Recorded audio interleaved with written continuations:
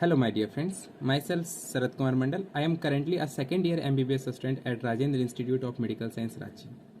तो यार नीट 2025 में बस अब एक महीने ही बाकी है। तो मैं सोचा ना कि मैं लास्ट मंथ में जो अपनी रिवीजन स्ट्रैटेजी जिस तरह से मैंने डिज़ाइन की थी वो मैं आप लोग के साथ शेयर करूं।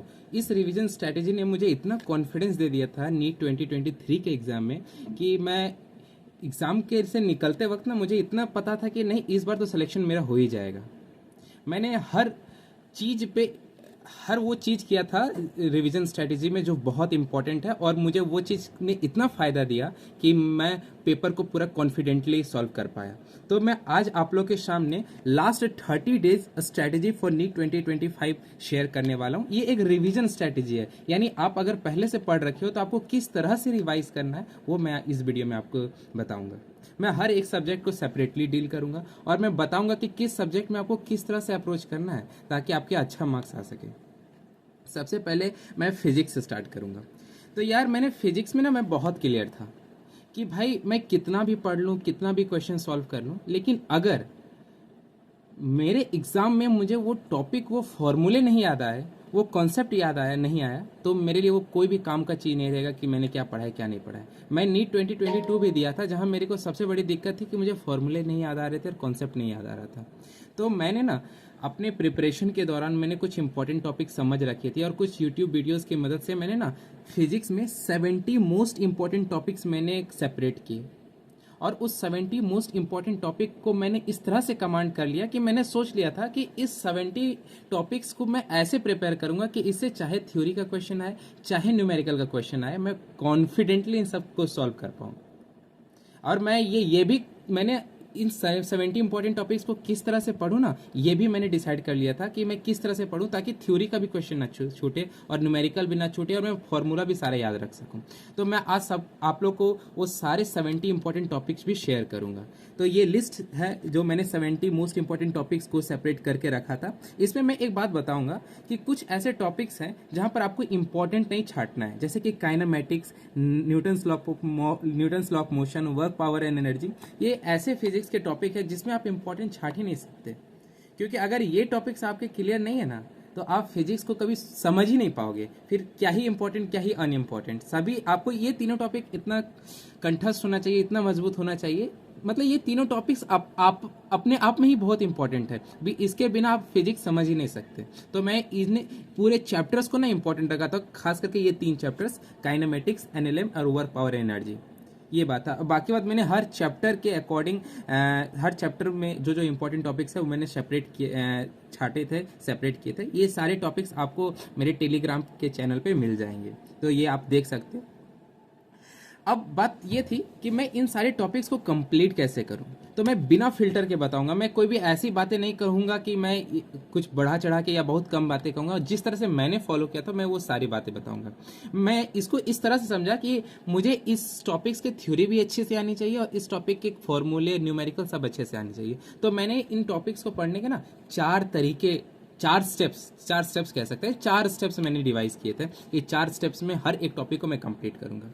सबसे पहला स्टेप्स आप देख सकते हो। सबसे पहले ना मैं इन टॉपिक्स के एनसीईआरटी कंटेंट को मैंने काफ़ी अच्छे से पढ़ा। अब बहुत सारे आप लोग सोचेंगे कि फिजिक्स के लिए तो एनसीईआरटी इंपॉर्टेंट है ही नहीं, लेकिन नहीं फ्रेंड्स, आप देख सकते हो कि बहुत सारे ऐसे ऐसे क्वेश्चंस आ रहे हैं जो एनसीईआरटी की थ्योरी को डायरेक्ट हिट करता है।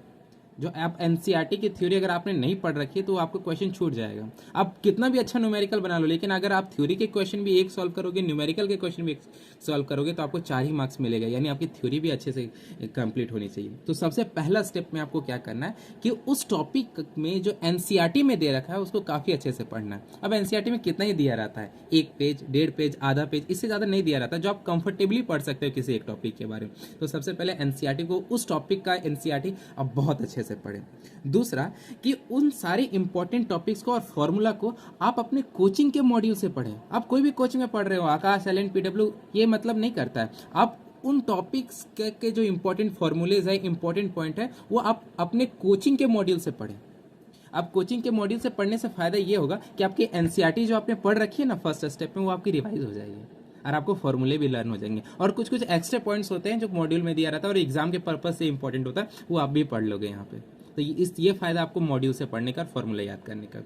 तीसरे स्टेप में क्या करना है कि उस टॉपिक पे बेस्ड जितने भी क्वेश्चन आपके मॉड्यूल में दे रखे हैं उन सबको सॉल्व कर डालिए। इससे क्या होगा, आपका न्यूमेरिकल उस टॉपिक पे कंप्लीट हो जाएगा। और थ्योरी तो आपने कंप्लीट कर रखी है एनसीईआरटी से पढ़ करके, मॉड्यूल से पढ़ करके। तो तीसरे स्टेप में आपको क्या करना है कि उस टॉपिक पे जितने भी बेस्ड क्वेश्चंस हैं आपके मॉड्यूल पे उन सबको सॉल्व कर देना है। और फोर्थ है बहुत इंपॉर्टेंट कि उस टॉपिक के सारे पीवाईक्यू और जेईई मेंस के लास्ट 5 ईयर क्वेश्चन वो आपको कर डालने हैं। इससे क्या होगा, आपको पीवाईक्यू का अप्रोच ही पता चल जाएगा।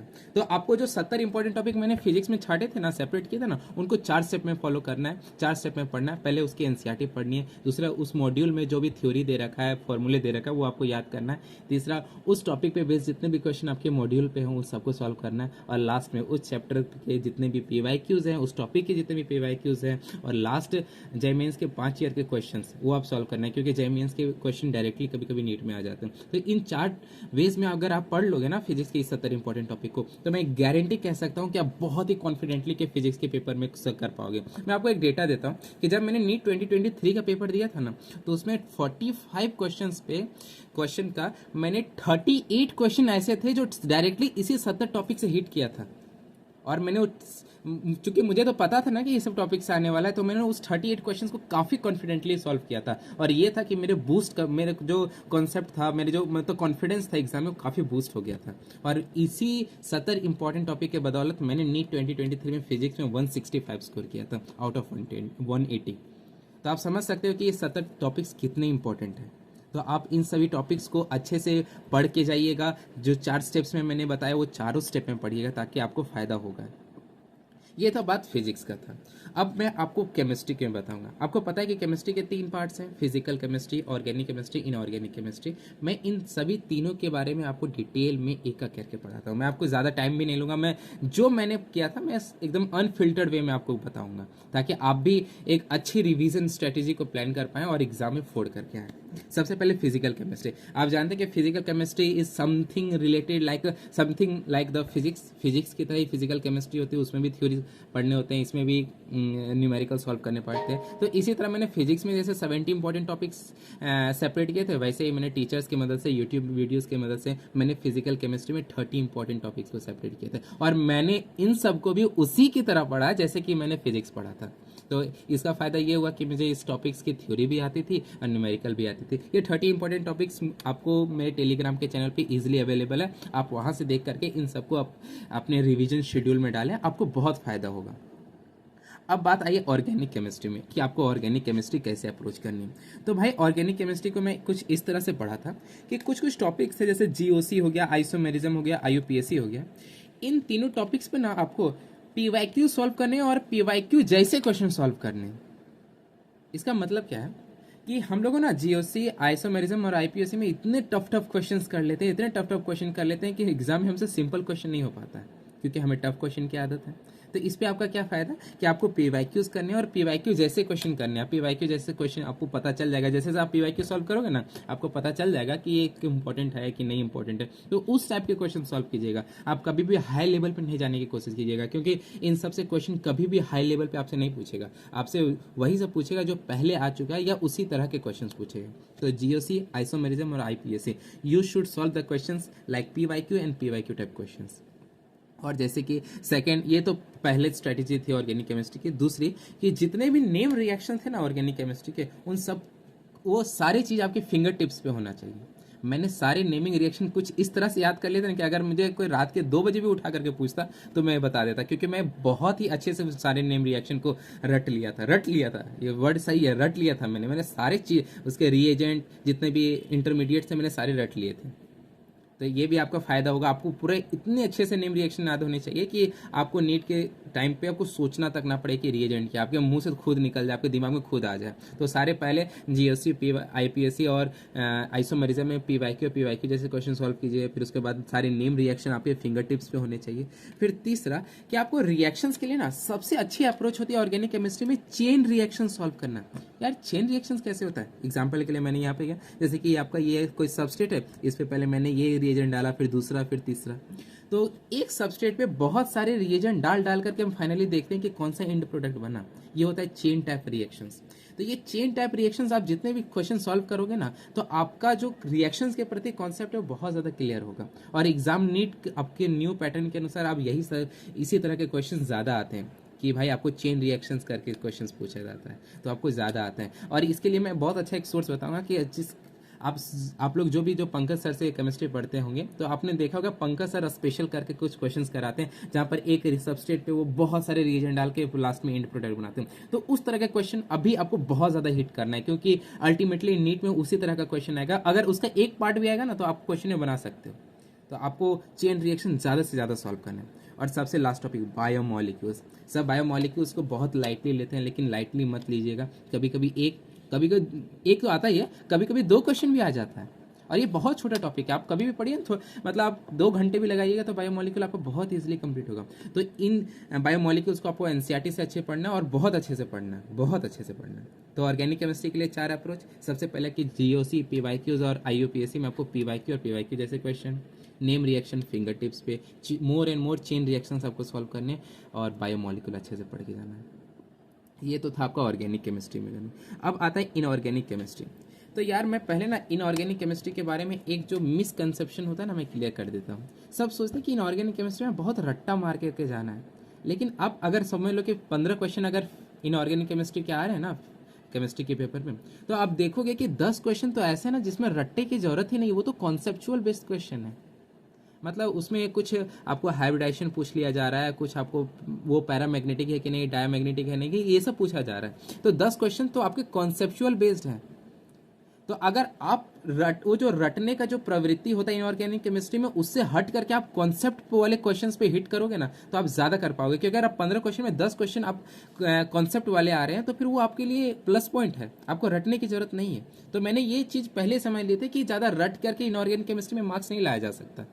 तो मैंने इसके लिए भी कुछ सोचा था, इसके लिए भी अपना एक स्ट्रेटेजी बनाया था, जो मैं आप लोगों के साथ शेयर करता हूँ। सबसे पहले कि जो ये चैप्टर था आपका पीरियोडिक टेबल, केमिकल बॉन्डिंग और कोऑर्डिनेशन कंपाउंड, इन सबको ना कंप्लीटली और थोरोली रिवाइज कीजिए। ये तो आपको रटने वाले चैप्टर्स है नहीं, ये कॉन्सेप्चुअल चैप्टर्स है। और अगर रटना भी है तो वो बहुत छोटे छोटे चीज़ें जो आप इजिली रट सकते हो, इसलिए याद कर सकते हो। तो इन तीनों टॉपिक्स को ना आप छोड़िएगा नहीं, पूरा रिवाइज कीजिएगा, कंप्लीट रिवीजन कीजिएगा। ये 3 टॉपिक्स ऐसे हैं, मैं गारंटी कह सकता हूँ कि इन्हीं 3 टॉपिक से 15 में से 9 से क्वेश्चन तो मिनिमम आ ही जाते हैं। 10 तक क्वेश्चन भी आ सकते हैं, 9 क्वेश्चन तो आएंगे ही। 3 क्वेश्चन तो आप मान के चलिए। तो आपका बहुत मेजर चंक जो होता है इनऑर्गेनिक केमिस्ट्री का, वही इन तीनों चैप्टर से कंप्लीट हो जाता है। और ये तीनों चैप्टर रटना नहीं होता इन 3 चैप्टर में, कॉन्सेप्चुअल बेस्ड क्वेश्चन। अब जो बाकी बचा चैप्टर, जैसे पी ब्लॉक हो गया, आपका डीएनए ब्लॉक हो गया, उन सब में भी आप देखिएगा ना, तो ट्रेंड में आप देखिएगा कि बहुत याद करने वाले क्वेश्चंस नहीं आ रहे उसमें। कुछ सेलेक्टेड टॉपिक्स हैं जो हमेशा रिपीट हो रहे हैं, और मैंने ना उन सेलेक्टेड टॉपिक को हिट करना स्टार्ट किया। सबसे पहले पी ब्लॉक में आप देखते होंगे कि पी ब्लॉक में जितने केमिकल प्रॉपर्टीज है ना, उससे ज़्यादा क्वेश्चन नहीं आ रहे थे। उससे सबसे ज़्यादा आपको फिजिकल प्रॉपर्टी से आते हैं कि एटॉमिक साइज का क्या ट्रेंड है, आयोनिक रेडियस का क्या ट्रेंड है, फिर आयोनाइजेशन एनर्जी का क्या ट्रेंड है, ये सब पूछा जा रहा था। तो आपको फिजिकल प्रॉपर्टी जो पी ब्लॉक है उसमें बहुत अच्छे से हिट करना है, बहुत अच्छे से याद करना उसको, ठीक है। फिर hydrides of group 15, group 16 and group 17, वो बहुत अच्छे से कर लेके जाइएगा, क्योंकि वो बहुत इंपॉर्टेंट टॉपिक है। हाइड्राइड से क्वेश्चन आपका आना फिक्स ही रहता है आपको पी ब्लॉक से क्वेश्चन, क्योंकि पी ब्लॉक में तो आप ग्रुप 13 से 18 ही आ रहा है, जो क्या कहते हैं आपका 13 से 18 ही आ रहा है। हालांकि आप तो शायद 13 14 तो हटा दिया गया है, शायद 15 16 17 18 ही बचा हुआ है। तो मैं एक सेकेंड के लिए इसको हटा देता हूँ।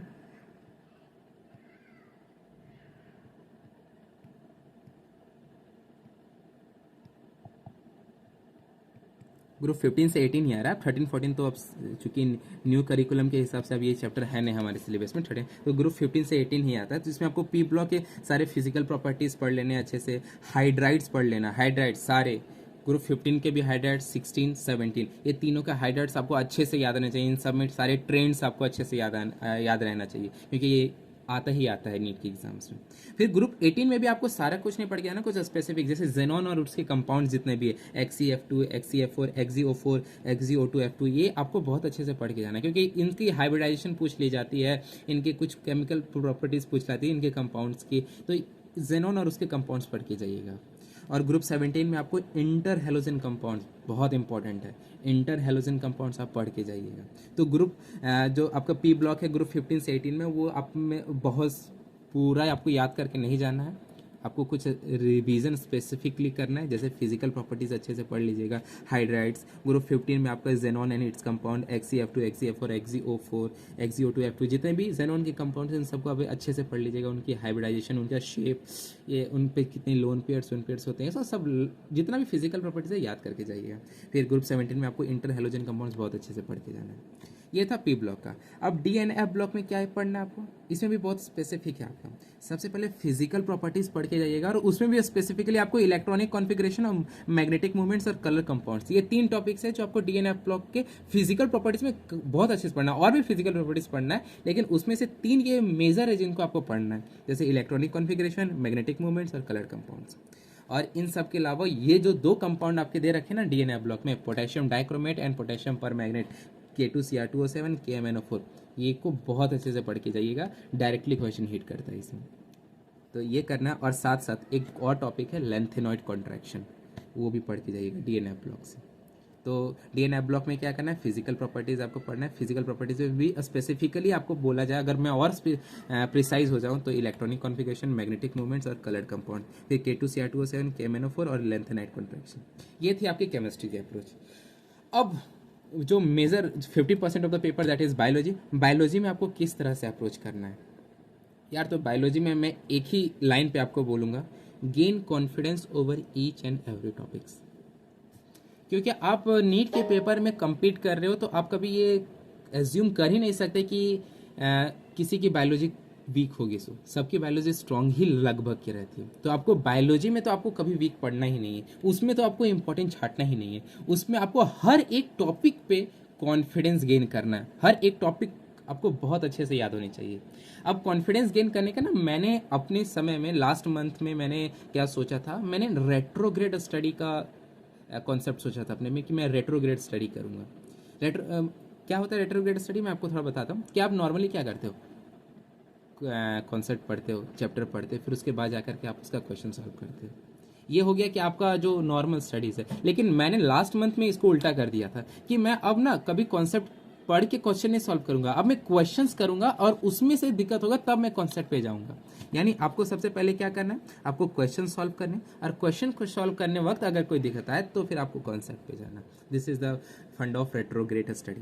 तो आप एक करोगे ना, तो आपके जो आप जब क्वेश्चन देखोगे ना एग्जाम में कि भाई ये वही क्वेश्चन है जिसका कॉन्सेप्ट मैंने पढ़ा था फिर से, तो आपको वो ज़्यादा अच्छे से हिट करेगा। और साथ साथ मैं आपको ना बायोलॉजी में एक टारगेट दूंगा कि अब से आप जितने भी टाइम बचे, 1 महीना, 30 दिन, 32 दिन, जितना भी दिन बचा हुआ, उसमें अब मैं आपको एक टारगेट दूंगा कि आपको हर दिन एक बायोलॉजी का पेपर यानी 90 क्वेश्चंस को 90 मिनट में सॉल्व करने का प्रैक्टिस करना हर दिन। इससे क्या होगा, आपकी एफिशिएंसी बढ़ेगी। और ऐसा नहीं कि आपको 90 मिनट हमेशा लगाने, आपको इस टाइम को घटाना है धीरे धीरे करके। अगर आप नहीं घटाओगे ना तो फिर क्या कहते हैं, आपका क्या कहते हैं एफिशिएंसी नहीं बढ़ेगी ना। आप उतने टाइम पे अगर हमेशा 90 क्वेश्चन सॉल्व कर रहे हो तो आपकी एफिशिएंसी तो उतनी रही। आपको कोशिश करना है कि जब मैं अब हर दिन जब सॉल्व करूंगा ना एक पेपर, तो मैं 90 मिनट्स, फिर अगले दिन में 80 मिनट्स करूंगा, फिर उसके जा के और टाइम कम करना है जितना आप कम कर सको। लेकिन इसके साथ साथ आपकी एक्यूरेसी भी होनी चाहिए। ऐसा नहीं कि आपने बहुत फास्ट सॉल्व किया उसमें से ज़्यादा गलतियाँ है, तो ऐसा नहीं करना है। हमें एक्यूरेसी विथ एफिशिएंसी दोनों काम करना है। तो ये बायोलॉजी में करना है। तो यार मैंने सभी सब्जेक्ट के ना डिटेल में बताया कि मैंने किस तरह से प्रिपरेशन किया था, और मैं ये गारंटी कर सकता हूँ कि अगर आप इन सब क्वेश्चंस को इस तरह से आप रिवीजन करके जाओगे ना, तो आप नीट के पेपर में ना बहुत ही एडवांस लेवल की कॉन्फिडेंस लेके जाओगे। एक नेक्स्ट लेवल का कॉन्फिडेंस रहेगा आपके साथ। क्यों जानते हो? क्योंकि आपको वो चीज़ पता रहेगा कि आप क्या सॉल्व कर रहे हो। मतलब आपको पता रहेगा कि आपका क्या कौन सा क्वेश्चन आ रहा है, और आपको कॉन्सेप्ट भी पता रहेगा उसके। फिजिक्स में तो ये बहुत हेल्प करता है, केमिस्ट्री में भी हेल्प करता है, और बायोलॉजी में भी हेल्प करता है। आई होप आप सबको मेरी ये रिवीजन स्ट्रैटेजी समझ में आई होगी। आप इसको अपने रिवीजन में फॉलो कर सकते हैं, ये आपको बहुत कॉन्फिडेंस देगा।